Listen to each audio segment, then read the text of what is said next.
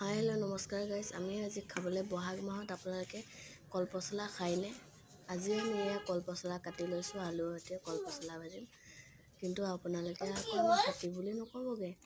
এয়া মই নহৰু অকণমান, আদা অকণমান, পিঁয়াজ কুটি লৈ লৈছোঁ, দাইল, এয়া আদা নহৰু পেষ্ট, মছলা পেষ্ট, পিঁয়াজ, এয়া কলপচলাখিনি ধুনীয়াকৈ কাটি কৰি ধুই ল'লোঁ। এই প্ৰথমতে কেৰাহীত তেল দিম। চাই থাকক প্লিজ এই ভিডিঅ'টো, যদি চাই ভাল পাব আপোনালোকে। মই আশা কৰিছোঁ। এয়া মই মছলা পেষ্টখিনি দি দিলোঁ। লৰাইছোঁ এতিয়া মানে অকণমান তলত লাগিব, ৰঙা হ'ব যেতিয়া। ৰঙা হ'ব মজিব। এয়া দাইলৰ সৈতে মই ৰেডি কৰি লৈছোঁ কলপচলাখিনি। তাৰপৰা মই দি দিছোঁ অকণমানকৈ কলপচলাখিনি।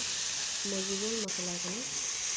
প্লিজ আমি এনেকৈ বনাওঁ, কিন্তু আপোনালোকে কেনেকৈনো বনায় প্লিজ কমেণ্টত জনাব। দেখিছে মই লাহে লাহে মোক জম্বি হৈ দেখাইছে, ভয় খুৱাইছে। মই অকণমান নমজিবলৈ দিয়াৰ পিছত পানী দিলোঁ। পানী দি অলপ টাইম ৰখি আকৌ লৰাই দিলোঁ।